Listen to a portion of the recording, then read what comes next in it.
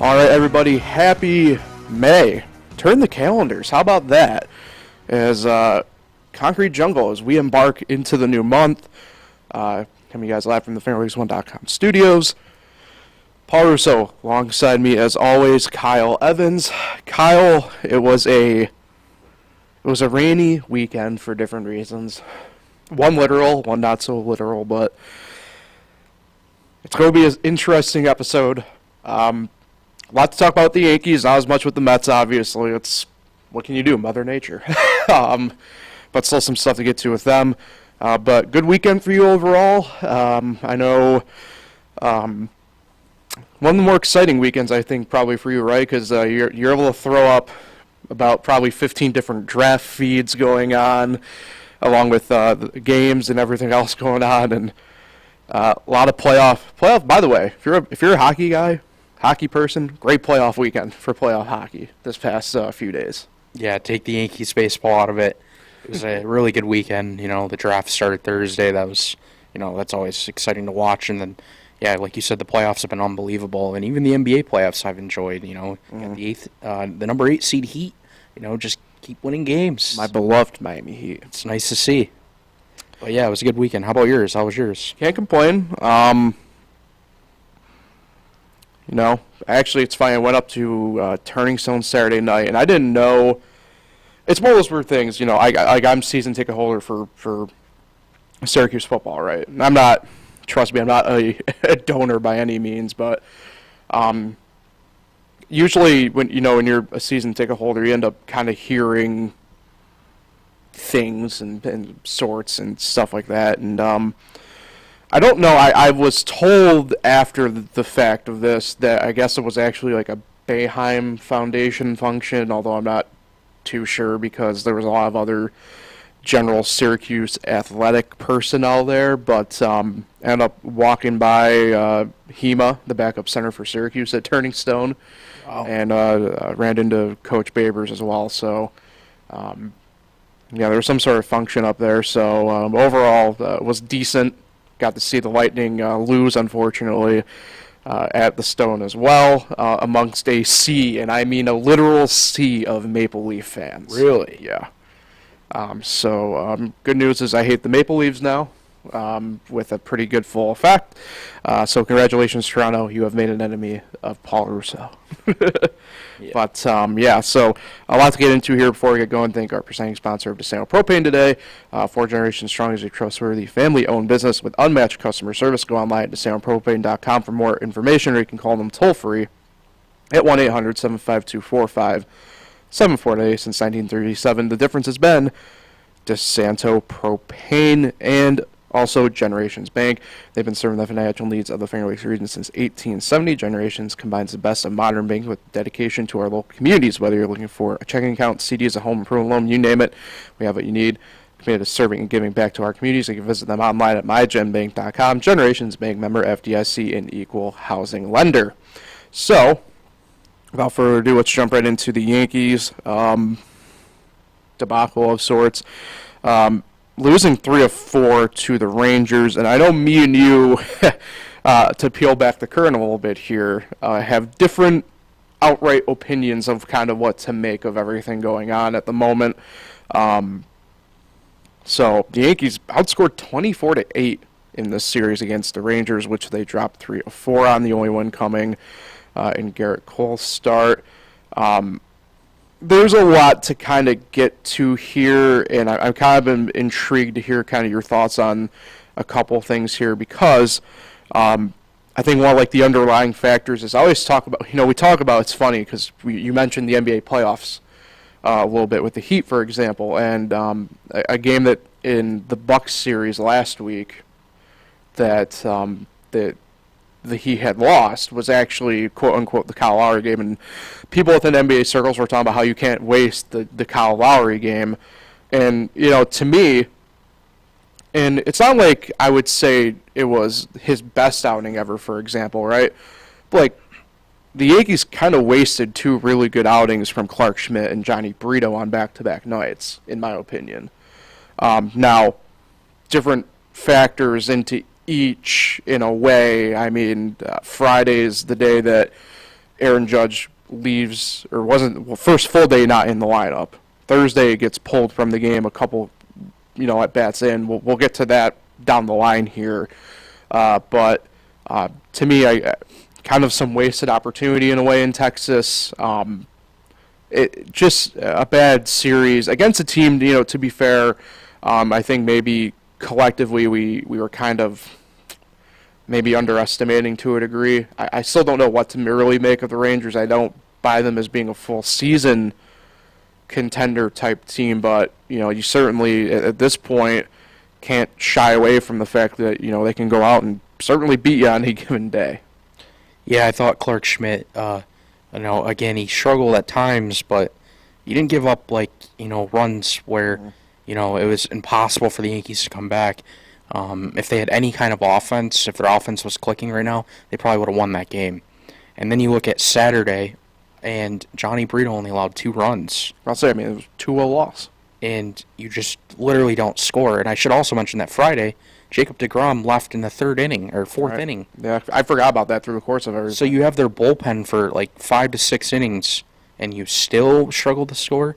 That's alarming. So I don't really know what they're going to do. I know we're going to talk about it more, but aside from Harrison Bader and I guess getting Judge back in the lineup, the bottom of the order is going to continue to be awful. They're known to be, like Franchi Cordero is, you look at his career numbers, you look at Willie Calhoun's career numbers, I don't think anything's going to change. Right. Yeah, I think, and that's something that I will circle back to because they're the biggest headline probably for the Yankees ended up being health stuff through the weekend. Obviously the stuff within the series, but notwithstanding, the Judge and news and poor Jake Bauers. And that's something, again, we'll touch on here in a second. This is where I kind of want to dive into it because I really do think me and you kind of differ here in a lot of ways. Is again, to peel back the curtain a little bit from stuff we were discussing over the weekend.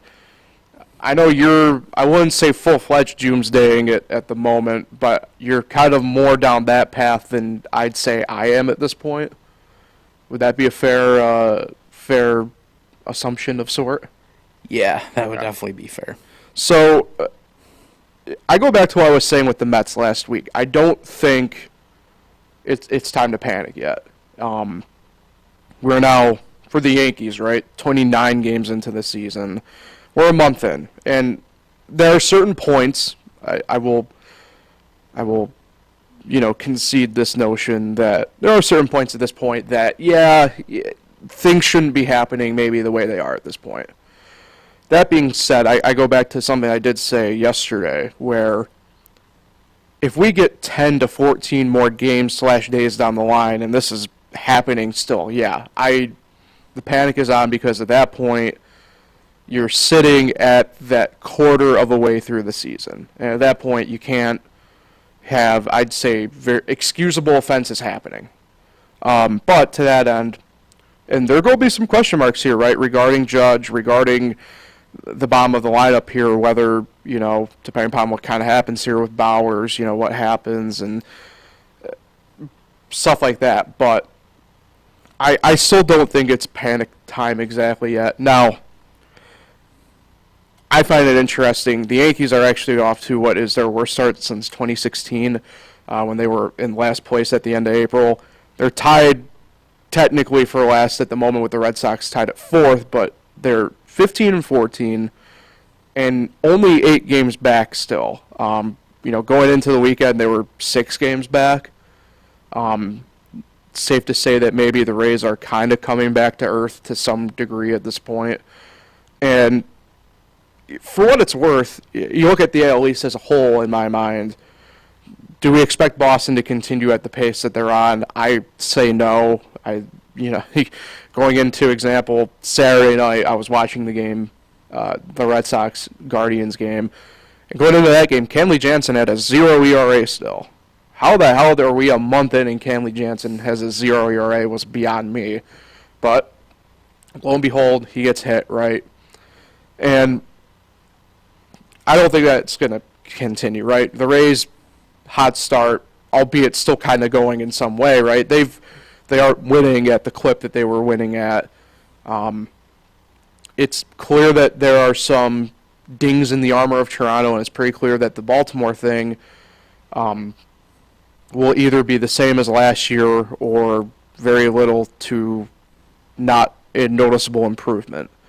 So for me, I don't see a time to exactly panic yet. I don't think we're at that point yet. But if we were to get to, our early week podcast like this, say on May 15th, and we're still talking about how the Yankees are in fourth place, say 10 games back at whatever it would be, say 22 and 21, then I think the window is open to at least start having some discussions about how the rest of the year is going to look in that sense.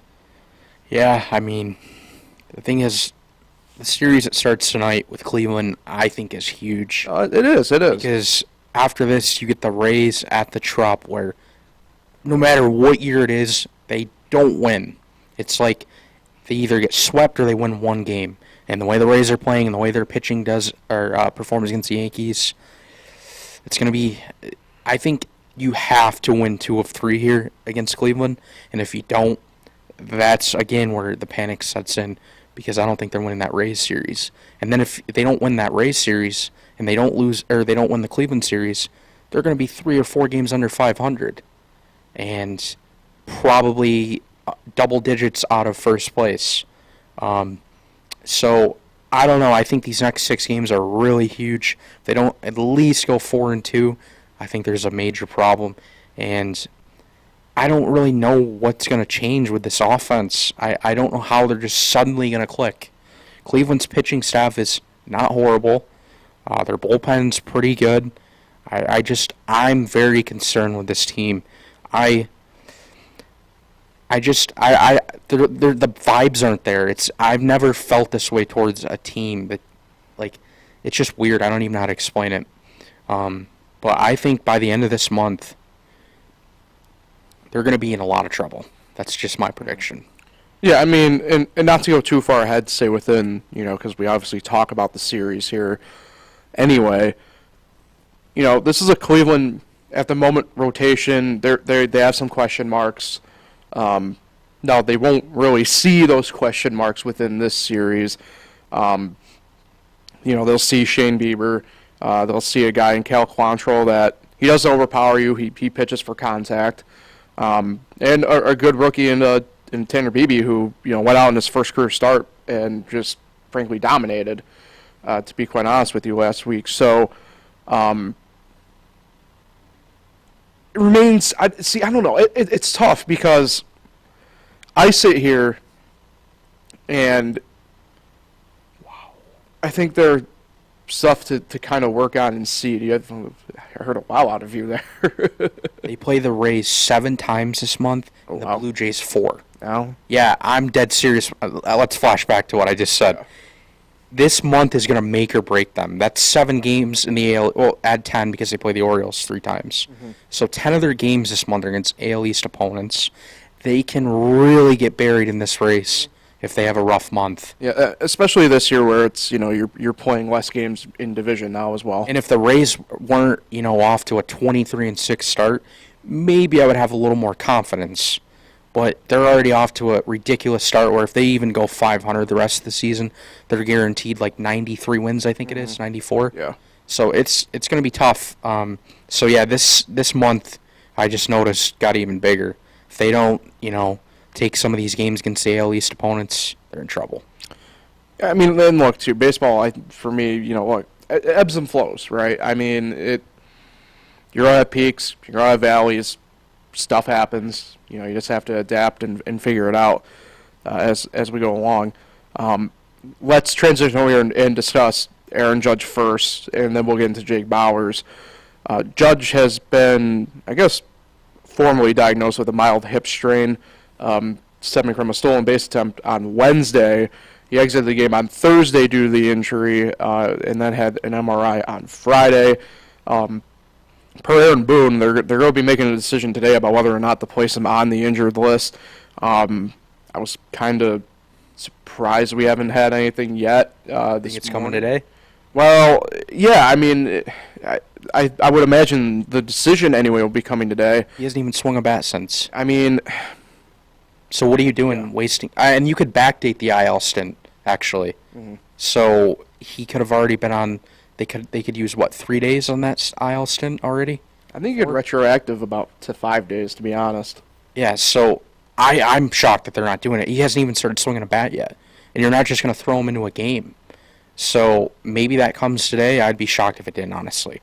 Again, Aaron Boone, I swear to God, he covers stuff up like crazy all the time. Well, I go back to with him where it's he's been and is being a meat shield for the front office. Did you hear what he said at the end of the game yesterday? No, I did not.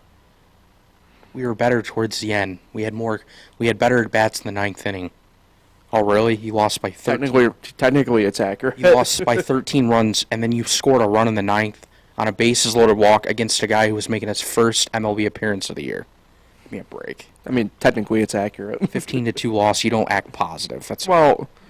It's such I a know. joke. No other manager does this. It's so annoying. I'm actually getting fed up with Aaron Boone. I don't know about no other manager does it. Who acts positive after losing 15-2 in 6 of their last 8? I mean, and just continues to say, "Oh, our bats have looked really good." Oh, really? What are the results? Well, I've been struggling for 17 games. I mean, guys like Dusty Baker, in situations try and look at the positives and stuff like that as well. I mean, when it's been as much alleged doom and gloom around the team, I mean, you don't want to continue it as the leader, if you will,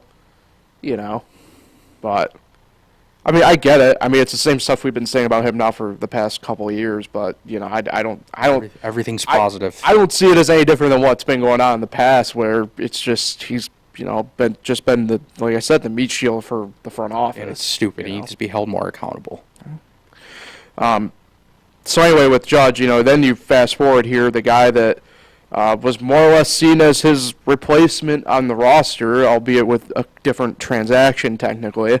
Jake Bauers comes in for the game on a Saturday and has to have an MRI because he slid into the wall first play of the game. Great play, but ends up banging his right knee. So he was called up in response for Judge's injury, even though it was at the expense, quote unquote, of a struggling Frankie Cordero, who is now back up on the squad because of the injury to Bauers. I mean, it's a shame what happened with Bauers, because we were talking about him even, really over the course of the past couple of weeks as a guy that the Yankees could bring up, was doing very well at AAA, and now just will be probably another guy on the injured list. Yeah, I guess at some point they're going to be signing Florio back to the 40-man. He's going to be back up. He's probably not going to hit. And they're just going to go out and search for another outfielder. This is just how it's going to go all year. They can't find anyone that's going to hit consistently. I mean, I don't know what you do at this point. It's repetitive. Yeah, you can keep throwing Hicks out there and think he's going to get going, but he's not. Calhoun his numbers don't show he's going to turn it around. So I just don't know what they're going to do. Like, seriously, what can they do? Like, you can't go out and get a big bat. They're not going to give up pieces. It's only May. That's why I'm not positive towards this team. I don't know how the bottom of the order is ever going to get fixed. And when the top of the order isn't clicking, they don't have the depth like these other teams have. And that's why it's concerning. I mean, if Judge goes on the IL and comes back, in the next week, that means Rizzo and Torres have to carry this team with no Stanton. And Rizzo's starting to cool off a bit, but he actually has been more consistent at the start of the year. So it's okay if he cools off. You can't be consistent every single time. So I don't know. I just don't know how this offense is going to turn around unless they go out and get a bat. Yeah, I mean, and I think it goes back to actually something that probably both the Mets and Yankees should have done was gone out and tried and gotten another bat of some sort at this point. Kind of thought about that over the weekend a little bit. Again, going back to last week in a way about how they just kind of have mirrored each other over the course of really now the past couple of years in a lot of ways, and kind of kind of frightening in that sense, you know. So the good news is, at the very least, the Yankees return home, friendly confines here for the next 3 games against the Guardians. Tonight, 7:05 first pitch on Yes. I already mentioned Kale Quantrill. He'll go against Domingo Herman.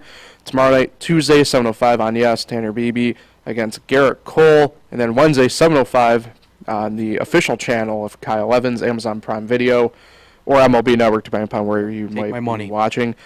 Shane Bieber against Clark Schmidt. Kel, you know, I one of those things where, you know, you kind of are able to watch baseball a little bit in different spots and everything, but I feel confident saying I think the Yankees take 2 of 3 here. Cal Quantrill, I mentioned he pitches to contact. He's left a lot of stuff hanging this year. You know, it's interesting. Bieber hasn't looked as, say, strong as he has in the past. Still very good, but it will be interesting to see there. I don't know what to make of Tanner Beebe against Garrett Cole, but I would imagine Cole would get that. But I have a good feeling. I think 2 of 3, they kind of right the ship before they head back to Tampa for the race series. I know you don't want to hear about me talking negative again, but I think they get 1 of 3 if they're lucky. Probably a sweep, though. These 2 teams split the 4-game series last time they met earlier this season, and that was with Judge and Stanton in the lineup, and they got completely shut down by Bieber. After that rough first inning he had. So yeah, I think they're lucky if they get one win here, and then they'll be under 500 when the series ends. Okay then. And I don't even know where the win's gonna come, honestly. Maybe probably tomorrow, I would say. Okay. Interesting. All right, so let's transition over to the Mets. Again, kind of mentioned, because of the way Mother Nature operates, not a ton going on with them. We're looking at them playing 2 games in the past 5 days. And 1 since we were last on. Yeah. Well, no, the Washington game, the series to wrap up, which they won 9-8. A bit of a winning ugly type deal there. Up early, Nationals got back in, took the lead at one point, and then the Mets rallied to get the win back. And then losing 4-0 in 5 innings in the wet on Friday. Now it causes some chaos. You have the doubleheader today to make up for 1 game. I believe technically yesterday's game, the way it's structured, but either way. And then, they've already changed the pitching plan. Sorry to interrupt quick. Oh, sure. Yeah, no, you're fine there. But, yeah, and then, you know, I think 1 game shifted to mid-August. So there's just a lot of different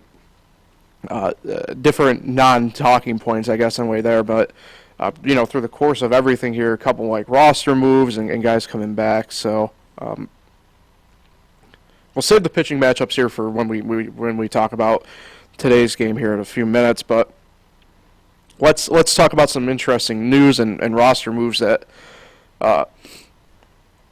the Mets have made. So following Friday's game, they optioned David Peterson to Syracuse, which I found interesting. He got the loss, but it was a wet game, pouring game. That it's tough for a pitcher, man. I always hated playing in the rain anyway. It sucks in conditions like that, period.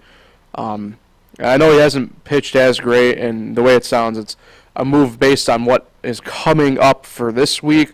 But Pearson, who pitched very well for the Mets last year, a big reason why the Mets were in it the whole year, gets sent back down to Syracuse. And to me, it's a little bit devastating for him as a guy because, you know, we talked about, you know, who is it going to be more than likely here moving forward, him or Megill, and Megill's just pitched better this year, to be blunt and to be fair.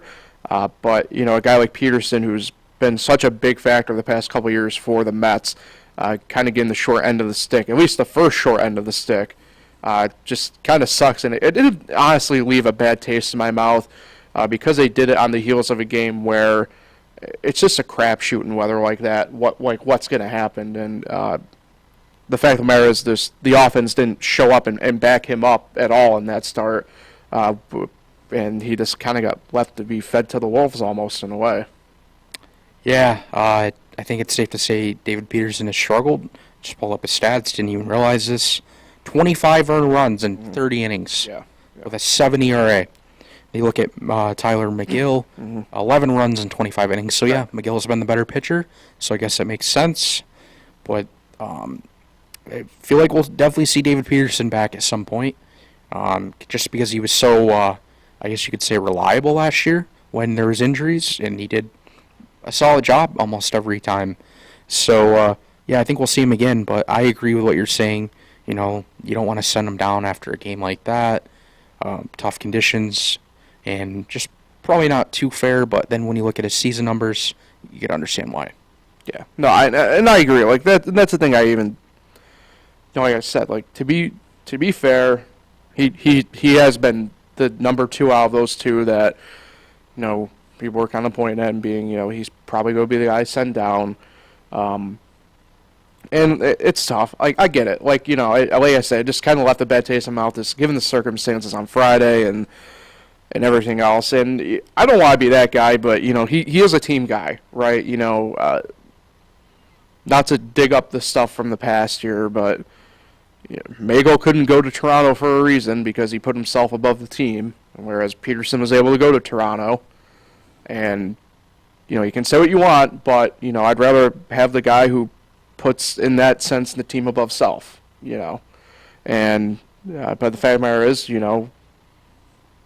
in sports, you're paid to win, not paid to be the team guy in that sense, So it is what it is. Now, I mentioned, right, Mago could be also on the end of this stick here potentially by the end of the week because things went well for Verlander rehab-wise, and all signs are pointing to him returning in this Detroit series at the end of the week for the Mets, which, spoiler alert, everybody's TBA in that because both him and Scherzer should be coming back to that rotation, which means there's going to be one guy left out, and it will come down to more than likely, in my mind, Megill versus Joey Lucchesi. And it's going to be interesting to kind of see what they do here, and I think, if I got to be honest with you, I'm intrigued to hear your thoughts here. More than likely to me, I think Megill will get sent down only because, or transition to the bullpen, only because the Mets don't even have a left-hand pitcher outside of Lucchesi now on the roster, on the active roster. Brooks Raley got hurt Thursday, so he's on the injured list. Not to, again, look too far ahead to something else that we'll be talking about, that John Curtis got brought back up for, who he also might get sent back down anyway by the end of the week because Steven Nogasek could even return today. It's just there's a lot of chaos, a good kind of chaos almost in a way, regarding the Mets pitching staff. But with everybody coming back at the same time, it's kind of caused, like I said, this good kind of chaos within the Mets. Yeah, that's a tough call on who to send down. Miguel's obviously pitched more in the last 2 seasons, but Joey Lucchesi's had looked really good. So, yeah, I'd probably go with him, and like you said, the lefty factors into it a little bit. Yeah, so I would agree with you there. Yeah, it's going to be interesting, like I said, because, poor Detroit could end up seeing both Verlander and Scherzer, like, back-to-back days in this, and it'll just be chaos. But, you talk about from last week about, is it time to panic for the Mets, and I say no, and you're getting a bunch of these guys back at the same time. I mean, that's one hell of a couple of days to have, I'd say. Mentioned Brooks Raley. Tim LeCastro has also began a rehab assignment. That's actually dating back. It kind of went deliberately under the radar, I think. His first rehab game came last Wednesday. Nothing was really published, though, about it. So be interested to kind of see how he might factor in. Obviously not known for his bat, but kind of gives you that little bit of versatility on the bench, whether it's pinch run or can play all outfield spots. Could get away with him in a pinch in the middle infield. So be interested to kind of see what kind of happens there. And I mentioned Nogasek, so it will be interesting to kind of see how he factors into this. Obviously, he's a righty, so it doesn't make any difference. And I forgot to put in the notes, but Adam Ottavino is back off the paternity list as well today. So if you're the Mets, you got a bunch of arms coming in at the same time, which, like I said, can't ask for anything better going into a stretch of games. Really can't. Yeah, doubleheaders are always tough. I don't really know what to expect. The Braves, are playing well right now, but, it's just hard to sweep a doubleheader, so I'm going to say a split today. I think the Mets dropped the first game because Spencer Strider's pitching. But, yeah, I think a split, which, that wouldn't be too bad. They would have dropped 2 of 3 in that little, I guess the series is not over because it's make-up games later, but I guess it could have been worse. So, yeah, I'll say a split. Yeah, you mentioned that there was pitching assignment changes here. Was it for today or was it for later on in the week? Detroit series. Okay, of course, because why not? Why would I ever do notes for our podcast and ever be Want to know why? something change? Is it official? Do we have something official? Joel Sherman's reporting it, though. Oh. Because, get ready for this, Mets fans, more weather concerns tomorrow. You gotta be kidding me. In Detroit. Jesus. So they're likely going to push Scherzer to Wednesday, Verlander to Thursday, and Joey LaCasey to Tuesday? So tomorrow? Tomorrow, yeah. That'd be tomorrow. Just in case, yeah. Wow. So, yeah, that seems like what they're going to do. Another postponement might be coming, and the Mets are going to have a lot of off days, apparently, I guess. Mother Nature has wreaked havoc here on the better part of, east of the Mississippi, specifically north of about, I don't know what parallel, but yeah, you're right. So today, first pitch at 1:10 on SNY or MLB Network, depending upon where you are. Spencer Strider, as you mentioned, Danny Reyes for the Mets. Following that, TBA, but because of the nature of the doubleheader, it's usually, I think they aim for the half-hour, 45-minute mark. Yep. After the last pitch to the first pitch of the second game. Charlie Morton for the Braves against Tyler Mago. Tyler Mago for the Mets. I just call him his brother, who is now a Milwaukee Brewer. Congratulations. But I'm with you. I think split. It's always tough to go doubleheader, and especially in this situation. This goes for, again, we're a New York baseball podcast, but in this sense, this is just baseball being baseball. Especially for two teams that just haven't played in 2 straight days and everything like that. I think they'll split. I'm with you there, Kyle. Detroit, I'll go sweep. They should sweep Detroit. Detroit's just a friggin' mess and a half right now. They were looking positive, and all of a sudden you look up, and I saw Kerry Carpenter's on the IL for Detroit. And I do have to shout out Kerry Carpenter because shout out to Erie. But they're just a mess. Detroit's a mess. The Mets should easily handle the series in Detroit, I'd say. Yeah, and for some odd reason, Javier Baez is having his worst season by far. I don't know if he needs to go to an eye doctor, I would say. He's swinging at pitches out of the zone that, are all over Twitter, just not seeing the ball. Yeah. It's beyond weird from a guy who's had some pretty good seasons. You know it's bad when you bat 380 in a week like you did last week, and your overall number only moves up 15 points. Yeah, he's at 233, and no home runs, just no power anymore. I don't know. Weird. But anyway, yeah, I would agree. I don't think they have the offense to keep up. Their pitching at times is not good. So a sweep, even if they have to make up this game in a doubleheader, say Wednesday, I still think they would sweep a doubleheader. Which they would have to, the way the schedule is this year. So, yep. Yeah. All right, let's, before we head out of here, we do have to discuss some very positive stuff, though, in AAA baseball, because both Rochester and Syracuse, Rochester won their series against St. Paul, which second win on the year for them, which is big. It's big. And moreover, I saw a video and picture of the walk-off win on Saturday, and to me, the first time all year in a way, the vibes and just the general kind of aura around the team seemed to be in a very positive and good light almost, it seemed. They were just seemed, obviously you win a game like that, right? You're happy no matter what, and you're going to be jovial, but it seemed different. And that's big. St. Paul's one of the, better teams within International League play. And And for Rochester, they're going into a series against Scranton, Wilkes-Barre this week on the road. But to carry that momentum for a team that we're kind of wondering what happened with them off the bat here, that's a big positive. Big positive. Yeah, and they won the last two games of the series, and both of them were pitchers' duels. So the pitching stepped up, and the offense did just enough. Yeah, Corey Abbott threw 5 and I believe it was 2/3 in that game on Saturday. Was it Saturday or Friday? Yeah, didn't somebody? I'm getting my dates confused. But Corey Abbott start 5 and 2/3 and 12 strikeouts. And look, that's a guy who I think Washington's kind of using as their sixth starter almost in a lot of ways. That was Friday. Throughout the past couple of years, yeah. So thank you for Friday with that.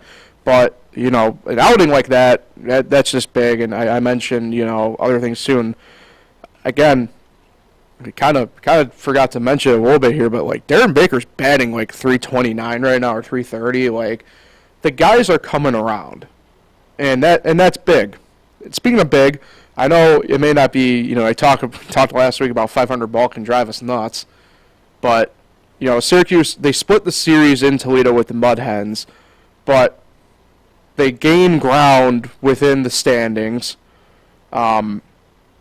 Game back-wise. And to be fair, Toledo going into the series was second in the International League. They're now down to fourth because of the battle with Syracuse. And going toe-to-toe with a team like that, it's big for the Syracuse team because it shows that they are legit, they are for real, even without Beatty and Alvarez in that lineup to assist with what Vientos and Mauricio are doing. And I think as well, it's a good show that the pitching can kind of keep up with that as well for them. Yeah, looking at the series, the pitching seemed to perform pretty well. Aside from yesterday, I guess you'd say blown out. That's baseball. That'll happen. 12-2, but a lot of close games in the series. A lot of offense for the most part, and they even split that doubleheader back on Wednesday. So that was big to start the series. Yeah, I think Syracuse is, like I said, better than Rochester, and it's going to stay better than Rochester. I think it's a reverse of last year for the most part. Yeah, and Syracuse returns home this week. I know the front end of this week might not be ideal for everybody around here, but later on in the week, go out. They're hosting Lehigh Valley. So those series are always really good. This group of teams.